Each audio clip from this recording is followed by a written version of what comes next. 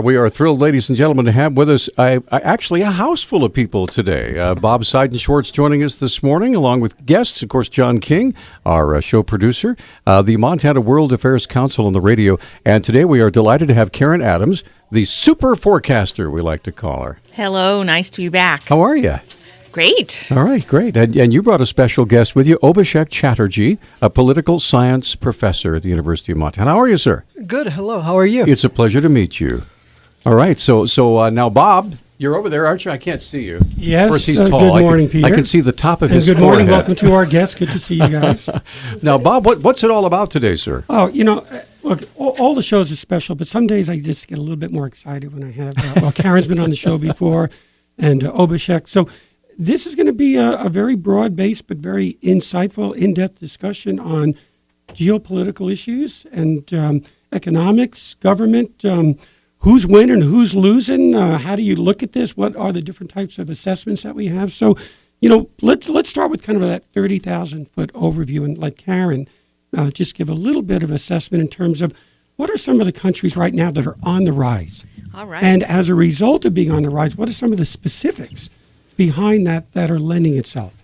All right. Well, I am a forecaster, and I've told you my secrets about forecasting before. 80% chance of rain today, right? I was going to say, I'd say maybe 100% right now. Yeah. So you forecast after the fact, do you? Wow, you with another one now. So hold on. So I am finishing an article this week that says not that China is going to rise, but that China has become a great power.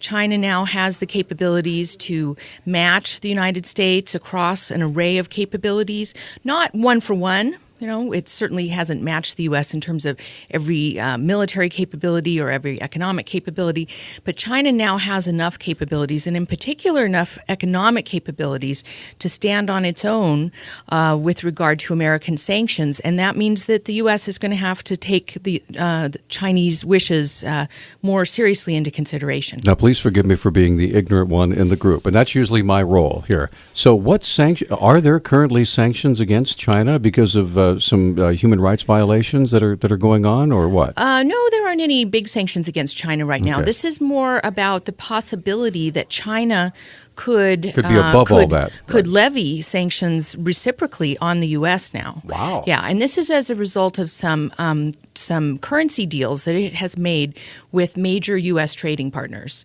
The EU is now China's largest trading partner, and China has concluded in the last 6 months a currency swap deal with the EU, which means that they could continue to trade without dollars if the U.S. sanctions China for some sort of, for example, military excursion. And China has also, in the last several months, concluded a deal like that with Canada, which is the U.S.'s largest trading partner. So this is still potential power. China and the U.S. are major trading partners. It would not be in either the U.S.'s or China's interest to actually go down that path, but it gives China the capability to be heard in a more serious way.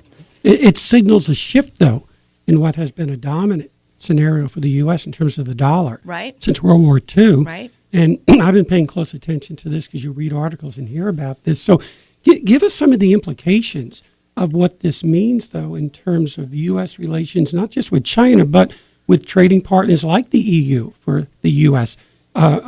China is heavily involved in the Middle East in a number of countries with Iran. Right. And there's shifts that are taking place. So give us a little insight into what that may mean for us. Yeah, we're not the only game in town anymore, basically. That's right. Yeah. That's right. Now, China still would like to be very much involved in the U.S. market. I want to underscore that. And it's really not in China's interest to go down a path of conflict with the U.S.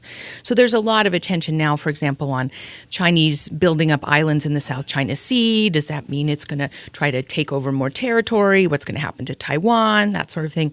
But I think the real action is really much more economic because China needs to keep growing domestically to maintain its domestic stability.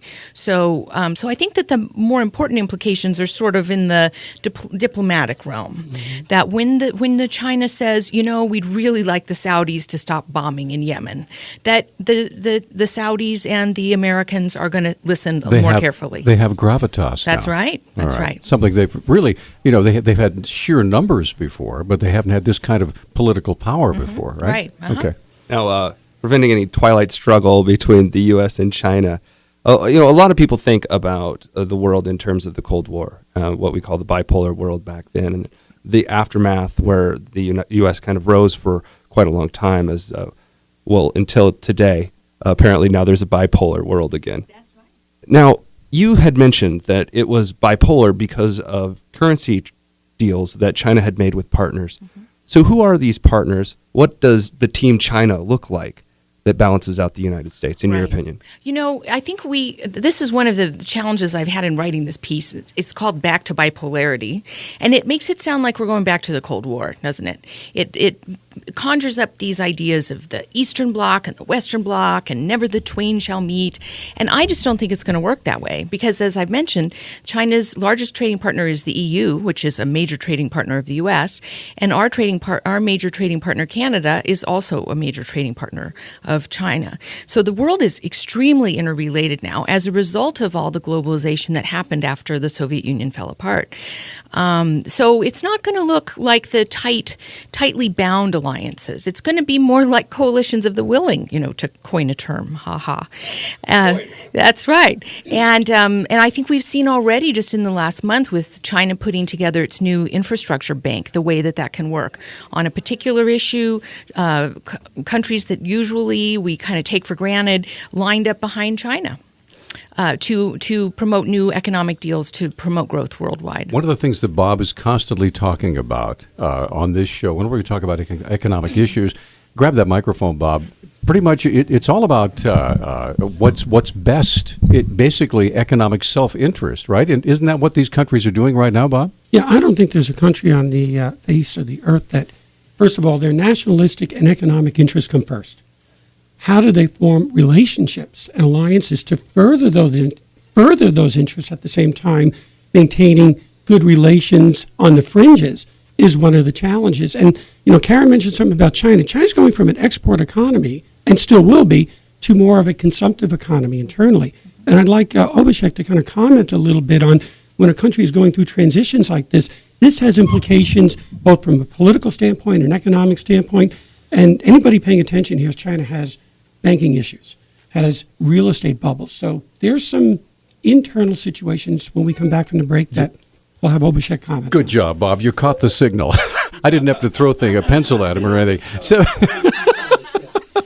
sometimes I hit him in the head, and it's really bad. Yeah, 721-1290 is our number. By the way, we have all three lines open. Fascinating discussion about the world economy while it's raining outside in Missoula. Hey, why don't you join in the conversation? We'd love to have you. It's 721-1290 or on our Facebook page. We'll be right back. Hey, it's really coming down out there. 721-1290 is our number, 1-800-568-5309. Also on our Facebook page, KGVO.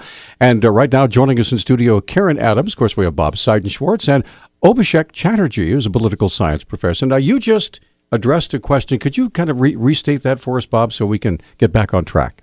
Yeah, you had asked about countries and their national or self-interest.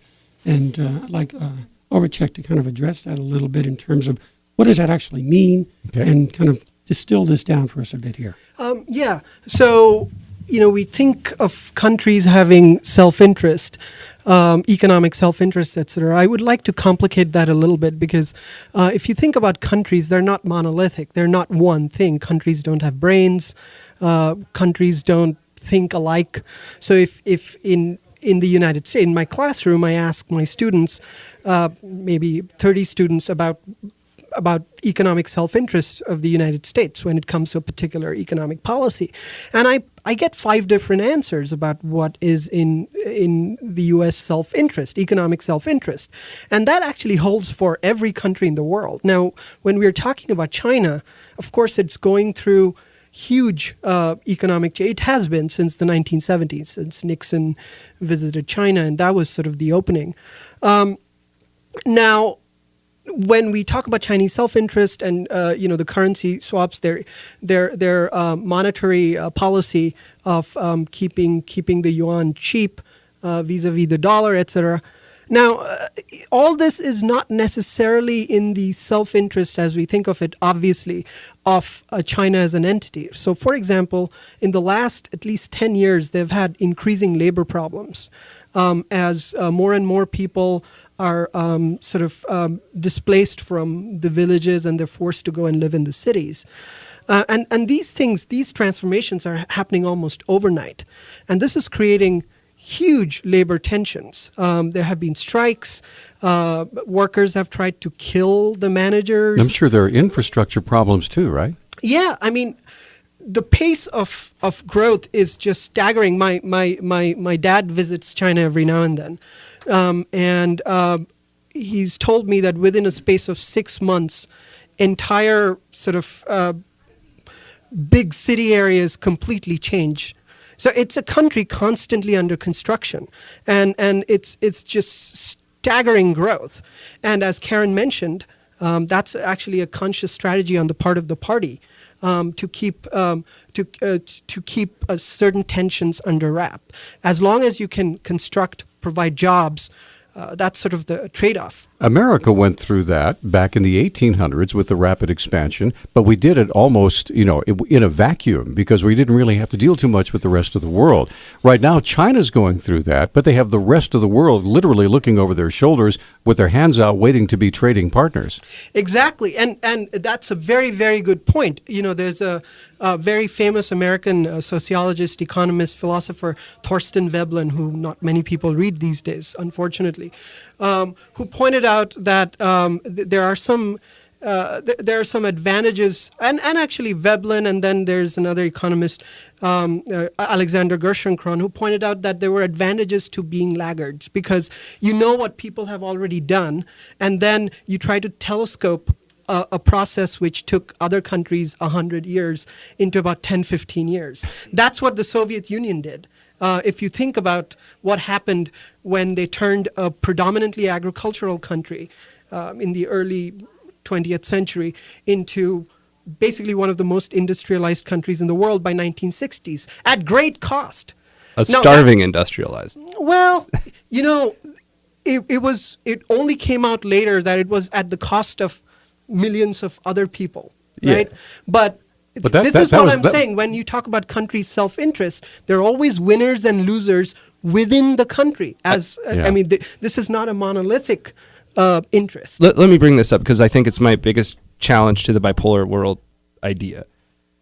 China, I think, looks really good on paper, but the fundamentals of the country are pretty terrible if you live there. You don't want to live there. A lot of people that have money escape because it's not a country the individual would necessarily want to be in. The pollution's horrible. It's not as accessible. It's not as free. If you're in the middle class and you're trying to climb rungs to get up higher, it's harder to get out. Same if you're at the bottom class, it's even harder. So I think that although on paper it looks good and looks like a balance, the future is dim for those that have the ability to travel and have the economics to get out. Let's bring our forecaster. Yeah, there you go, make Karen. Some comments on She this reached out and grabbed that microphone. We're All right. talking in kind of like this sterile way in some respects. Well, I think we can keep talking about persons here. So let's think about those, almost 2 billion people who live in China, right? I've been to China. China is one of the main reasons that I started to study international relations. I was really interested in the comparisons I saw when I was there in college between my grandmother's hometown in Winfield, Kansas, and the outskirts of Beijing, China. The climate was similar, and oh my goodness, people were living in a completely different way. But the pollution is terrible, and the rights violations, in terms of mobility and ability to speak your mind, those things are not what we would wish either. But today it isn't possible for people just to get up and leave a country. We see that every day with all of these migrants dying in the Mediterranean, right? We see it along the U.S. border. It isn't realistic to think that millions of Chinese are going to be able to leave China, and so the only option really for the world community as a whole, for people around the world to be well off, is for China itself to develop internally. I agree with you. I think that would be the best case. But right now, it seems like you've got a country that's lost its ideological center, has started to adapt Western ideas, or I just call it economic ideas, that are different than what it has on paper, and as far as communism. And the people that become successful, I don't think necessarily have a sense of duty to their country. I guess that it holds true in the United States as well, but at least here you can say what you want and not get in trouble. Well, I think Sort of. that's one of the roles that the rising power of China is playing. It enables the regime to say to people, look, aren't you proud to be Chinese? And that's something that the British did during imperialism, too. It's not the first time. We're going to come right back. 721-1290. Fascinating discussion. And by the way, this is the Montana World Affairs Council on the radio. We'll be here till 10 o'clock. And we're just getting started in this unique and very, very interesting conversation about economics in the world and how it relates in a stormy Missoula, Montana. We'll be right back. How to hire that kid. All right. All right, we're back on Talkback 721-1290. I want to get to our caller right away because we have a limited time here. So, Marcus, good morning. You're on. Hello. First thing, I'd just like to thank y'all for being here every morning and doing what you do. It's pretty amazing. It's our pleasure, sir. What's on your mind? Well, I was just hearing some comments about China and the United States, and from a historical perspective, I wanted to bring in the thought that it wasn't all that long ago in the United States when we had things like McCarthyism, or even just a little further back. So in McCarthyism, you weren't really allowed to say what you wanted to say or do what you wanted to do. And then a little further back, let's look at the 1860s to 1880s, where we had kind of laissez-faire capitalism. You had, children working in coal mines and et cetera. So the United States hasn't always quite been the beacon of light that we'd like to think. Well, every nation has its bumps in the road, but hopefully we work it out. But that change happened from within, the labor movement, human rights movement, et cetera, et cetera. Yeah, because we didn't have the rest of the world looking over our shoulders like China does right now. Right, and I think that will happen in China. You can also look at Japan. It was a very regimented and fairly rigid society even 10 to 20 years ago, and now you have a huge youth culture movement where they're forgetting the ways of their past and they're moving forward in sort of a... Actually, don't have that many youth? Yeah, that's the problem for China. Yeah, they don't have that many, but there is a youth movement among the youth that's sort of a counterculture movement. Right. I tell you what, I believe that's going to happen in China as well. Let's have our guests address that. So Obishek, go ahead. Do you want to grab that? Marcus made one very good point. There were other good points too, but one particularly good point that in the United States, the labor movement happened. Labor conditions improved over 60, 100 years, right? And like I mentioned, in China and countries like China, those processes are being telescoped in a very, very short period of time. Mm-hmm. Now, the U.S. has an unusually violent labor history in the 19th century. I mean, people in Montana should know, and people in Colorado, Montana, they very well are aware of the labor history, how violent the struggle was, and so on. But, over time, like in a piecemeal fashion, like you pointed out, that there wasn't this competitive pressure. Though on the other hand, people in Europe, especially in England, would write about how brutal the U.S. government was towards its own labor force and so on and so forth. And, the Europeans would shake their heads and say, oh, those violent Americans and so on. This is like late 19th century too. So that was a very good point that Marcus made, that every country in the world has gone through, every country that has industrialized has gone through a similar process. Except... Is that would be natural growing pains? I don't think it's... When we talk about human beings in this sense, I'm getting a little philosophical here. I wouldn't use the word natural because we consciously act on societies. Some people gain, some people lose. It wasn't natural for the peasants who were thrown out of their lands in England and forced to go and work in London. It wasn't natural for them. It was very natural for the firm owners who wanted that to happen. Right. Okay. But that happened way more gradually in countries like the United States and England. And what we are seeing in China is all that being compressed in a very, very short period. Just imagine that, 30, 40 years. What took Europe, the process in Europe, industrialization, the process of industrialization in Europe was about 150 years, right? And that happened in Soviet Union in about 30, 40 years. It's happening in China now very, very quickly. Okay, hang on to that thought. Shirley, I'm going to ask you to hold if you wouldn't mind. We have to take our top of the hour break. We have two lines open. 721-1290 is our number. Obishek Chatterjee along with Karen Adams, talking about political science and the economy of the world. We're solving it all right here within the next within the next hour. Boy, we have a job cut out for us. We're going to come right back after the top of the hour break on KGVO. Stay with us. We are back. The Montana World Affairs Council on the radio, just a house full of people, and we have been chatting it up, so to speak, during the break, discussing. We've already solved most of the world's problems, but there are some that are left. But I promised we'd get Shirley on right away after the break. She's been waiting a very, very long time. Shirley, first of all, thanks for holding. You are on with Bob and Karen and Obashek. Go ahead. Okay. I appreciate your call, your guest this morning. My question is, what would happen to the U.S. dollar if the Chinese yuan was recognized as a reserve currency by the IMF? Okay, either one of you want to grab that. Go ahead, Obashek. Well, the IMF technically doesn't recognize currencies like that. Recognition, there's no sort of formal forum where people get together and say, okay, this is the reserve currency.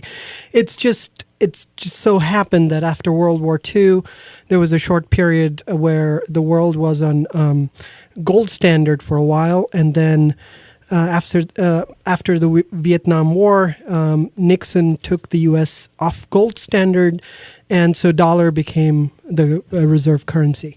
That's sort of the short version of the story. But now, aren't there 7 reserve currencies? No, the dollar is. I mean, at the IMF there are, but most countries still hold the dollar, and I don't think that the yuan or any other currency is going to quickly replace the dollar for the following reason: the U.S.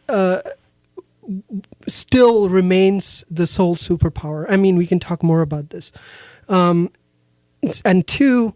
The other option for a while was the euro, but given what has happened in the last year and a half, 2 years, that's rapidly sort of not becoming an option anymore. The Chinese would like the yuan to become a reserve currency, like you imply, but there are so many hurdles. For example, Japan is not going to agree to it. Neither is India. None of China's neighbors are going to agree to it. China doesn't have a good relationship with Vietnam, India, Japan, South Korea, all these countries. None of them will agree to have the yuan as a reserve currency. Okay. Bob, you wanted to comment on that too, right? There's something I've said several times too. These things are very fluid.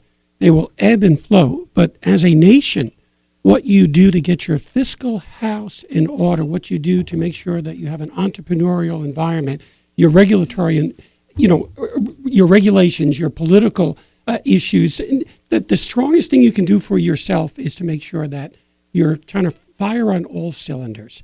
And that's not an easy task, but the world is going to change constantly, so take care of your own house first. Okay, Shirley, thanks for the call. We appreciate it. Let's get Steve on. Steve, good morning. You're on with our guests. Go ahead. Oh, I guess not. Thanks for calling, Steve.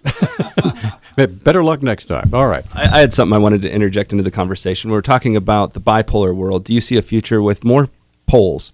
What about India, things like that? And how will that balance out? I know, what's his name? Fareed Zakaria talks about the rise of the rest and kind of imagines this beautiful plateau in the future where everybody's kind of participating at the same level. What do you see?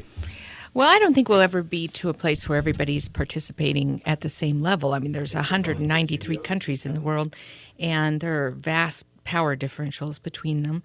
But I do think that by the middle of the century, there will be more than a couple of great powers. So, and India is the most likely prospect. India is, as Obashek can talk about, is rising quickly with the size of its economy, and the demography of its population is likely to be a bigger economy than China's even by the middle of the century. And China will surpass the U.S. by then. Brazil is also a good possibility for substantial global power.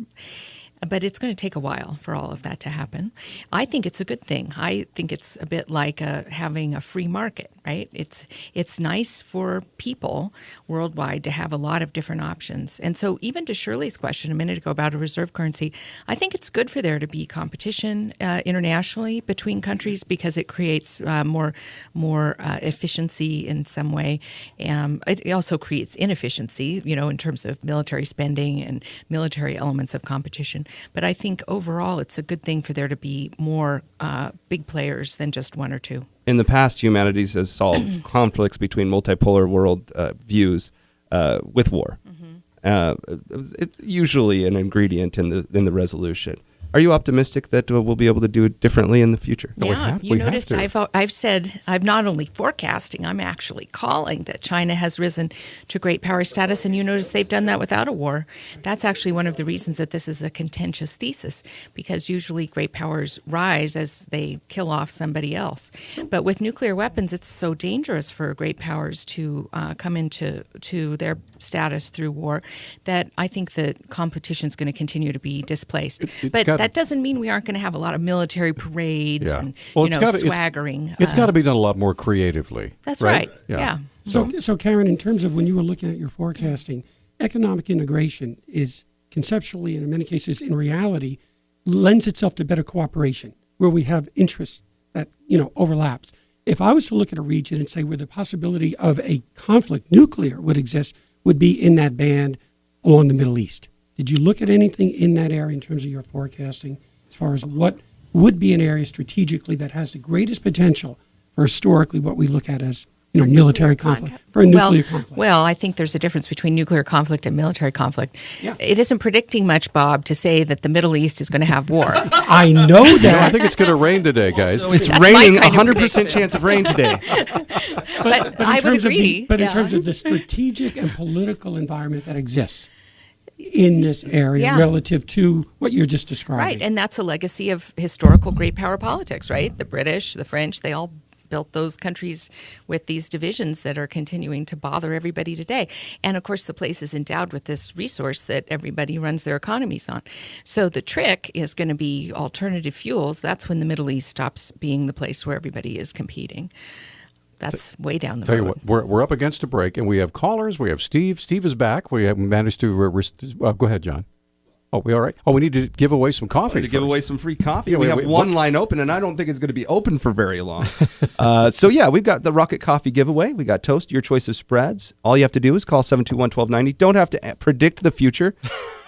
You don't even have to know that there will be another war in the Middle East, or that it's raining, for crying out loud. Really, all you have to do is call... The sun's shining. 721-1290. Here's Obachek, raining on our rain parade. That number again, 721-1290. First caller gets the coffee. Here we go. We'll be right back.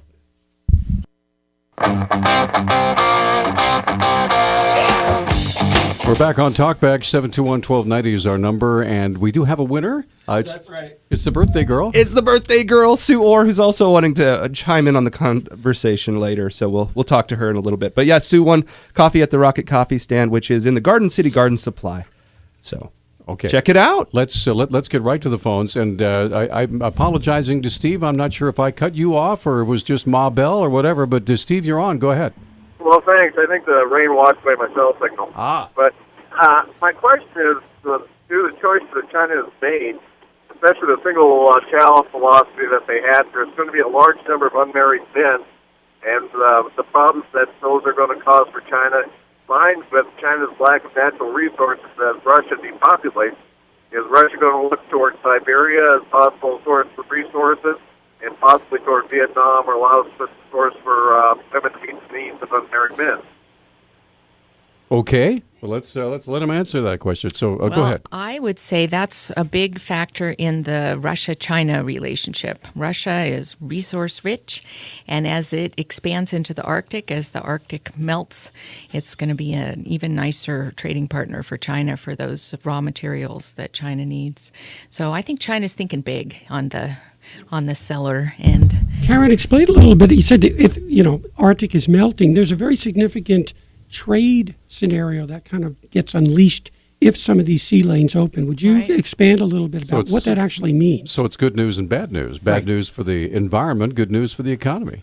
Well, in some ways, it's good news for the environment because it's a lot shorter to go through the Arctic over to Asia from, Right. say, Canada or the Western United States than it is to go through the traditional trade routes. So Canada and the U.S. are very eager to get on this opening as well. So the Arctic is going to be an interesting place, not only for resource extraction, but also for new territorial claims and for new trade routes and all of the excitement that goes along with that. Both China and Russia suffer from a problem, and that is that people don't make babies anymore. There's a difficulty. There's kind of a climax, if you will, of the number of people in the area. That's happening really soon. Bob apparently has a projections report from the Pew Research study on global population. I'm curious how you feel that would affect in your predictions and forecasting.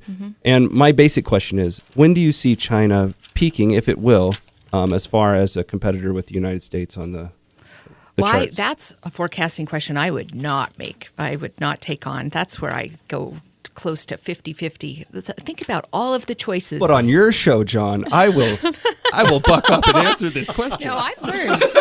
I can show you the wounds from taking on questions like that. That depends on human choices, and it depends on all sorts of things that are very hard to predict about, new industries and weather patterns. But and all sorts of things. just imagine if China had unbridled population growth. Well, but look at what John's setting up here. So they're damned one way, they're damned the other, right? They have so many people, they can't give them human rights and high living standards, or they have so few people that they can't compete with the U.S. That wasn't part of John's argument. Just throwing that out. Well, but really, that's kind of a funny thing, right? I mean, the more that the Chinese population slows, the easier it will be to provide for their well-being. For a while. Yeah, but we've seen in Europe, for example, in Italy, in France, birth rates had fallen for a while. The state rearranges its tax policies. All of a sudden, there are young families all over the place. So those There's are things that can adjustment be periods. adjusted, There are with adjustment government periods, policies and with rising incomes. People will feel secure about having families again. It's not, I think, that quick and easily to redeem, especially for, I'm just using Japan as a country I know and lived in. They've been trying to redeem themselves from the same scenario for quite some time. Lots of public and political pressure on making kids, and it doesn't seem to be moving the curve much at all. And I think that, culturally, there are a lot of similarities between China and Japan. I think it would probably undergo some of the same pressures. Well, I don't know. Do you have an opinion about that, Abhishek? Well, in case of Japan, as Karen said, I think the where you start from, the economic situation each country started from is very different. In Japan, there was a whole social system set up that was predicated on the assumption that women, after they got married and they decided to have kids, they would quit their job and just sit at home, and the men would work. And that system has been slowly unraveling in the 90s and 2000s, as you know. In China, I think it's very different. What has happened since the 70s in one way is a cut in a lot of social security that used to exist under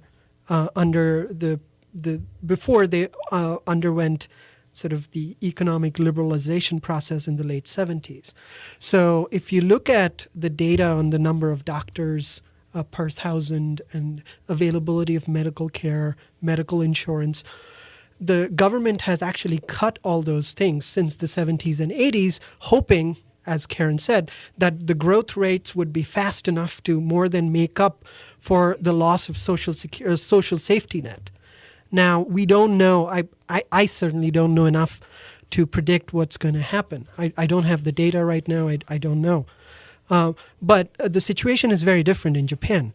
Well, when we come back from the break, I want you to talk about India a little bit, because they're a young, growing population, but there's intense political issues that result from these swings in aging or increasing populations in terms of the challenges that they have to meet. Okay, we're going to talk about that. Plus, we have Dave. I promised to get Dave on right after the break. We'll do that, and we'll continue. We also have 2 lines open if you'd like to get into this fascinating discussion about world economics, population growth, all sorts of things. 721-1290. We'll be right back.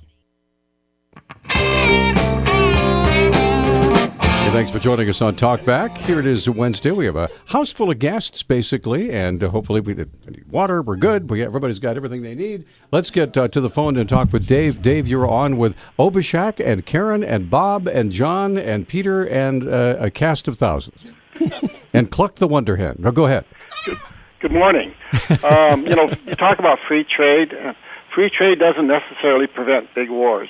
I can give you an example of Hitler's Germany and the Soviet Union.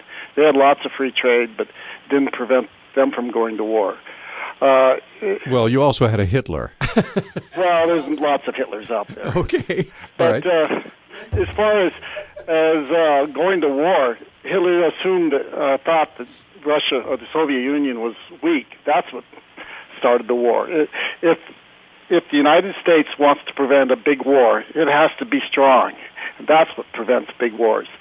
And if we deindustrialize our country, we'll become a weak country in the eyes of China, and that could lead to a war. Don't you think you just contradicted yourself by saying it wasn't just about Hitler and saying that they went into Russia because Hitler thought Russia was weak? Right. Okay. Hitler thought it would be easy. They had free trade going, and Hitler thought Soviet Union could be wiped out real quickly. They weren't as weak as Hitler thought they were. But if the United States wants to prevent a big war, they have to be strong, and that means economically strong. And deindustrializing the United States will not make us strong. Okay, let's let our guests address that. So go ahead, Karen. Well, I agree that free trade doesn't prevent wars. In fact, an even better example, Dave, is that before World War I, the UK and Germany were each other's largest trading partners. And there are many people who thought that World War I would never happen because it wasn't in either of their interests. But Germany was a rising power and really wanted to have the respect and territorial footprint that went along with that. And the British, of course, had taken over everything, and so they had to fight about it. The good news is that both the U.S. and China and a number of other countries have nuclear weapons, and so it makes any kind of conflict like that, hopefully, just something in the rearview mirror. I love that statement. The good news is they all have nuclear weapons. Ha ha! You may not know this, but Karen's advisor in graduate school made a very famous argument to that effect. Who was your advisor? Kenneth Waltz, who's a very, very famous one of the founders of American neorealism in IR. He said more may be better. More nuclear weapon states may be better. Mad. That seems to be proven true in many ways. Mutually assured destruction. The Cold War was cold because the U.S. and Soviet Union had nuclear weapons, in spite of the fact that they could have fought World War II all over again, even worse with the conventional weapons they had. But the deterrent power of nuclear weapons was really strong, and we've seen that with India and Pakistan, right? They've had minor wars, but because they both have nuclear weapons, there's a lot of caution around expanding those wars. So let's give Iran a nuke. We'll be good. Well, right? Yeah, come on. That's what Ken Waltz said. Did he? Yeah. He so said, I'm curious. Things would settle down in the Middle East if Iran would have nuclear weapons. You notice I'm not forecasting You're saying that. he said that. Yeah. Are you saying that Karen also agrees with him? Well, no. See, here's the deal. I think it makes a perverse logic, though. It does make, and in fact, I think you can already see the effects of Iran being so close to nuclear weapons. I mean, do we really want to bomb Iran when they could quickly turn around and turn their close capability into an actual weapon to retaliate? There's already some deterrence operating there.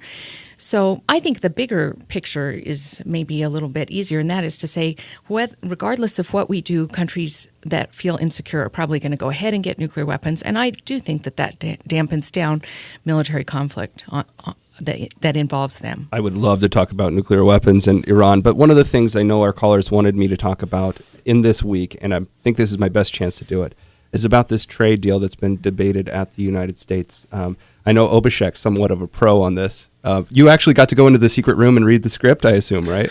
No? No, I was trying to divine. Okay, good. Divine That's the what deal. We got a forecaster and a diviner. So we're set. I want to know what you know about this deal, and I think the most interesting thing that I've been able to take away from it is the people that are aligned against the deal. I think watching the way that the Senate moved and pulling parts of like the Tea Party right and the left, progressive left together against the trade deal was interesting to watch. The strangest of bedfellows. And so I'd like to see your analysis on it. Well, if you looked at the actual votes from yesterday or something, you would see that there was exactly one Republican senator who voted against the Cloyter motion.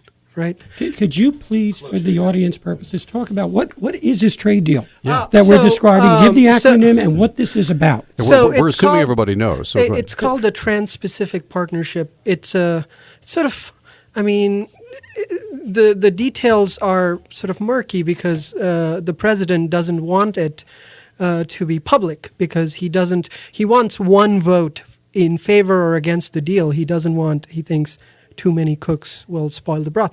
Of course, there are other considerations. I'm grossly oversimplifying this. Gross oversimplification may be a redundancy, but I'm still doing it. It's sort of like a NAFTA think back to NAFTA for between Southeast Asia and the United States. Now, I think that it's in fact, it has come out in various ways that this is actually directed against China. The United States wants to arrest the economic might of China in the Southeast Asian region. And that is one big motivation. The motivation is security, actually, something that Karen would better speak to. But the motivation is to use these economic relations to balance China in the Pacific region. Now, remember what I said about economic interests not being monolithic of all countries? There are winners and losers. So if you looked at the vote in Senate, there was exactly one Republican who was against the deal, let's say, and there was exactly one Democrat that voted in favor, right? So in fact, the mainstream of the Republican Party is all in favor of this because the sectors they're supported by, the businesses that are going to, I'm guessing, gain from this deal, want this deal to go through. On the other hand, I think labor unions are opposed to it, and that's one big sort of still rapidly waning part of the Democratic Party. And there are all kinds of other considerations that I can go into. Okay, we're up against a break. So go ahead, John. You want to make a point? No, I'd love to just go back into that after the break. We're going to do that. Also, Alan is waiting, and we have two lines open. This is great. We still have a half an hour left to go. 721-1290. We'll be right back. 721-1290, 1-800-568-5309. Now right in the middle of a world-changing conversation, ladies and gentlemen. John King's over there. Bob Seidenschwartz also joining us in studio. We have Karen Adams, the prophetess, as we have dubbed her now, and Abhishek Chatterjee, the what was the word you used? The diviner. He's the diviner. Yes, the diviner. Okay. Diviner. Before we get to callers, I have one more follow-up question, because although you had mentioned labor unions as the reason behind a lot of the left's opposition or the Democrat opposition to this particular trade deal, although there is a tradition of opposition to trade deals from the Democratic Party, one of the things that gets talked about the most is the way that it will affect America's laws, and that there's a potential that other nations will be able to override, for example, our environmental laws and cause degradation if they so will, and we'll lose. We're giving up our sovereignty and things like this. How much of this do you think is just polemic and people trying to rouse up the base, and how much of it do you think is true? I think there is something to that. So, for example, if you look at NAFTA, one of the, again, I'm simplifying a bit, one of the particular sort of deals with that was that every government had to give national treatment to industries, even if they were from a foreign country. So, for example, if an American corporation opened a plant in Mexico, the Mexican government could not tax it differently than it taxed its own companies, and vice versa, right? And vice versa. Right. But at that point, because the U.S. and Canada, to a certain extent, had so much industrial superiority over Mexico, we really, when I say we, I mean the people involved in the deal didn't really care. I think there's something like that going on with this deal also. I think the calculation on the part of the Obama administration and people who support this deal is that, well, we have these we have industrial superiority, and in a way, this idea about environmental protections and overriding local laws, it's going to work more in our favor than in their favor, and so their calculation is that our sectors, our firms, are going to come out the winners. Now that's not to say that the other question, the other thing is not going to happen. There are going to be losers. Well, and in context of that, all countries, again, from my perspective, are acting in their national interests. So he's framing this in terms of what this does for American business, but also from an administrative standpoint and ideologically, is this a directive that you see in terms of this globalization that's been taking place will continue to accelerate? We're going to have a lot more people on the planet. So how much, if at all, does that come into the equation in terms of these type of treaties, or is it really business directed? Well, I think you cannot ignore the role of business here. I mean, it might have been the brainchild, Obama's brainchild or the administration's brainchild, but if you don't get the cooperation of business, you don't have it. And to get the cooperation of business, you have to convince them that it's in their interest to go along with this deal, even if the business is not the first mover. And what are the greatest market opportunities in terms of the next 50 years? It's the Asian markets. Exactly. So you have to look at where the business development and economic activity is going to be at its greatest. All right, let's play a talk show and get a caller in. All right, Alan, thanks for holding and your patience. You're on. Go ahead. Yeah, good morning. I would like to follow up a little bit on Dave's comment about war. Something extremely interesting happened earlier this month. There was a military parade in Red Square, very reminiscent to the old May Day parades that used to go on when the Soviet Union existed. With all the missiles and everything, right? Yes, and they introduced a new tank. But one of the things that really made it interesting was the fact that the Chinese premier was there and that Chinese soldiers participated in this parade. Ooh. This is really scary, and it seems to me that China and Russia are working together to try and isolate us, not only from a military, but from an economic situation. And both China and Russia have been spending large amounts of money to improve, upgrade, and increase their militaries. At the same time, the United States is cutting back on building its military and its new weapons.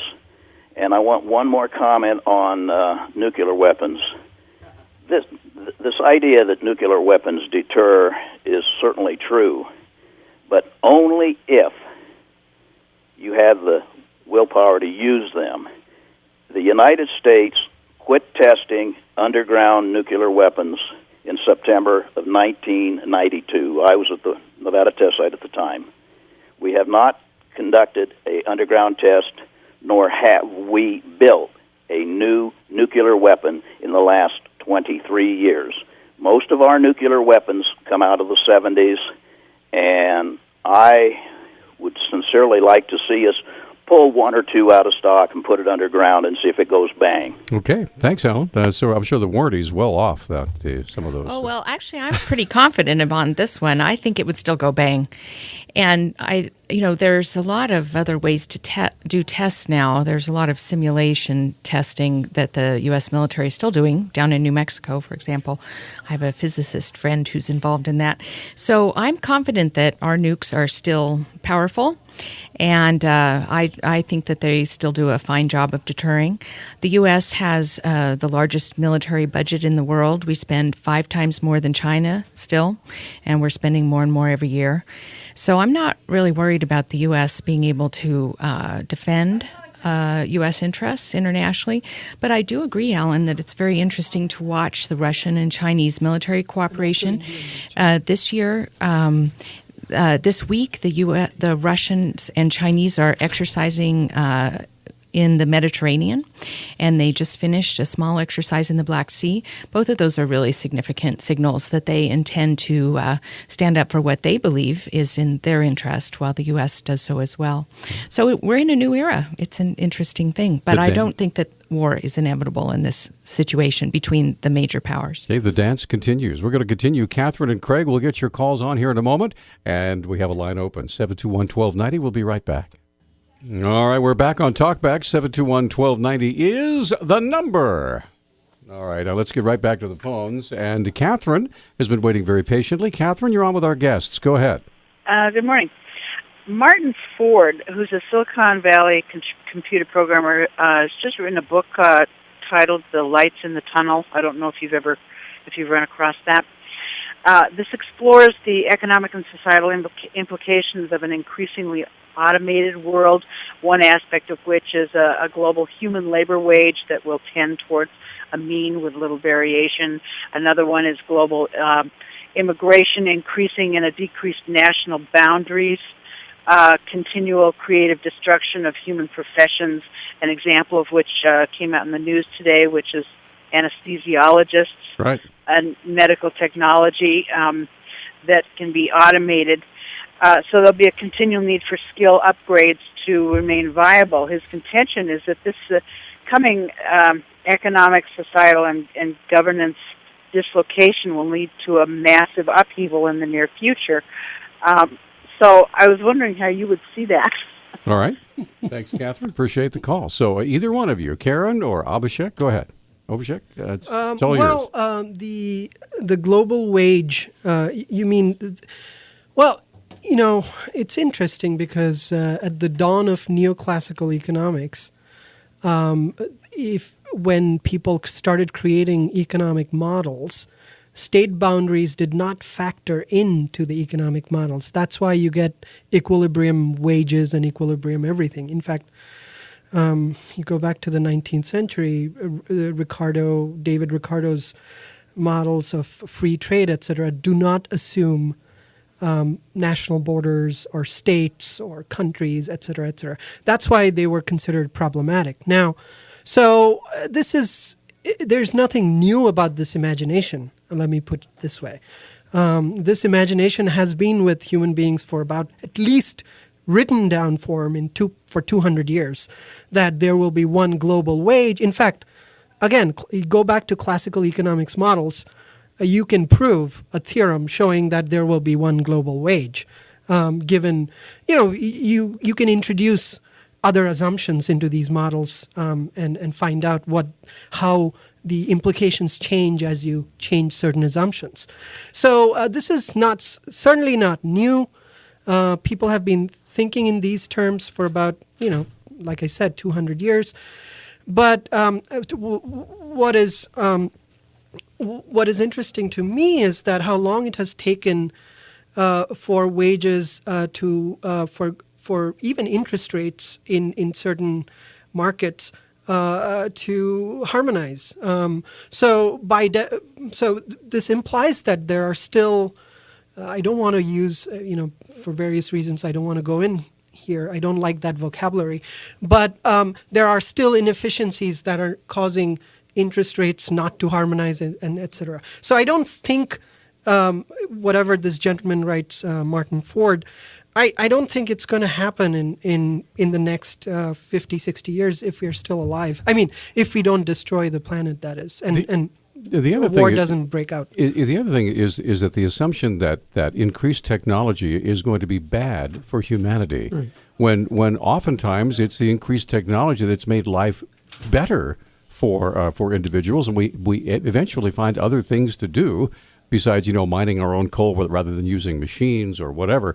I realize that's a rather simplistic way of looking at it, but is that right, or are we looking too are we demonizing the whole mechanistic world too much? Well, I think historically you're right because, if you go back to the time of, again, history is very important. When Thomas Malthus was writing about the problem of population, he did not factor in productivity due to technological developments. And for the best part of 200 years, that's what, imagine yourself being in London in the 1830s. It's a stink hole. I would have used stronger words, but and then no one would have imagined that city could support so many people. But you're right, technological developments. But I want to caution that this should not become a sort of a matter of faith, that technology is always going to rescue us. Maybe there's a technological limit. I mean, the world is not an infinite resource, right? And so we don't know what the limits to technology are. Maybe it's, so we talk about renewable energy as the next horizon and so on.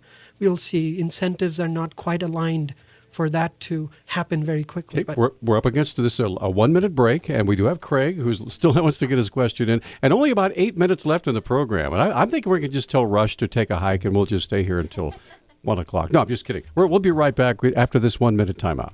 And everybody's dancing. All right, it's Dance Party USA. Oh, no, I'm just kidding. All right. We're having way too much fun on this show. All right, Craig, thanks for holding your on talkback. Go ahead, sir. Great tune. Thank you. So anyways, all this from the most open administration ever. We haven't heard from Nancy Pelosi yet that you have to pass the bill to know what's in it. Okay. So do you have a question for our guest? No, that's it. Okay. And a shout out to Carla and Dave Wiegand. Or Carla and Alfalfa. Good day. What was that all about? I am curious. I think that the even for, let's say me, I'm a big free trade guy. I like trade. I think it benefits most humanity. I am skeptical about this particular administration. So when I have a free trade deal that's completely hidden from view, I'm like torn. I don't know what to think. It's tough for me. I'm curious, with people like our last caller also, if you can't read it, what's with all the hiding and the secrecy? I would like to know what you think the reason is. Well, I think the reason is, very simple. He thinks that if it's publicized and everyone gets to read it, people will find out who the losers are. And the losers are not going to like that they're the losers. And so they're going to lobby their Congress people, their senators, and try to explain to them that, look, this deal is not in our interest. Remember, again, national interest is not national. I mean, it's not, everyone doesn't think it's the same national interest. I think so. I personally think that it's not a good idea to do these trade deals in secret. And in a sense, the word free trade is somewhat of a misnomer. In many ways, these become investors' rights agreements. So intra-investor agreements. Investors from Southeast Asia agreeing to certain terms with investors in the United States. Do you think this is the capstone of what was referred to as the pivot to Asia that started 4 or 5 years ago, was supposed to take the United States towards Asia, that sort of thing? I know we talked about this last time a little bit, Karen. Right. Well, if China's rising, then we're a little behind the time in thinking all we need to do is pivot to Asia, right? Because what that means is China's going to be a world player. And we see that this week. You don't say rising, you say has risen. That's right. He has risen. But, it's a process. It's, it's a continuing process. This week, the premier of China is headed down to Latin America to conduct some trade deals and enter into some military agreements. And you know what? He's allowed to do that. That's right. So, the pivot to Asia is pretty yesterday. But this trade agreement is very important in maintaining U.S. Alliances in Asia, which are important to be able to continue to compete with China. Now, I've been thinking about this. To what extent would I support the particulars of the TPP and so forth? I think it's really important for for the U.S. to have a trade agreement and other agreements with countries around China to help them maintain their independence and to help us maintain our prosperity. But the details, of these things are always hidden. Are we kvetching because we don't know the details of the Iran agreement? No. Did we, is this any different from the way NAFTA was negotiated? No. This is how diplomacy works. And there's going to be two stages of this. There's the Senate having the chance to pass TPA, which is the Trade Promotion Authority that gives the administration the ability to negotiate, knowing that the Senate will have an up or down vote later. And then the agreement will be published. It will be available for 3 months for debate, and then the Senate will have the up or down vote. I want to know, Karen, you're in the Senate. Do you give the power to the president the ability to fast track it? Yes. Mm-hmm. Yes. I no? would. Oh, definitely, Okay. because I know that I will have a chance to do an up or down vote later on, and my constituents will see all the details of the agreement. Mm-hmm. So all the fuss about this, do you think it's much ado about nothing? Well, it's not unusual. I mean, there's always a fuss like this around a diplomatic agreement, especially a trade agreement with a lot of winners and And losers. don't these things evolve over time, too? They're not just static in terms of this is what it is today and it always will be. Or is that not the case? I'm sorry, I don't think I heard your question. These things evolve over time. They're not agreements? just the agreements, or are they written in stone? But yeah. my assumption is they evolve to kind of accommodate changes within global climate. Well, yeah, I mean, think about the complexity of this negotiation. There's, 100 senators. There's 20 countries involved in the negotiation, each with their own population. It's a huge and complex operation.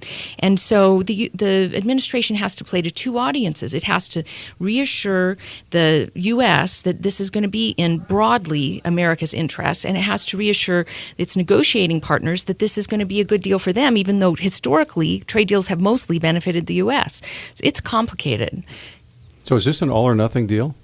I mean, it's either take the whole deal or the whole thing gets scrapped, or is it possible to? That's the way it's being negotiated. And that's the way these trade deals have to work because there's so many players. Right. So this thing's been being negotiated for 6-7 years, right? And they're getting down to the final lines, and once TPA passes, then the TPP countries will decide what is the final text of the agreement. Then it will be all of their business to try to get their countries to ratify it as it is.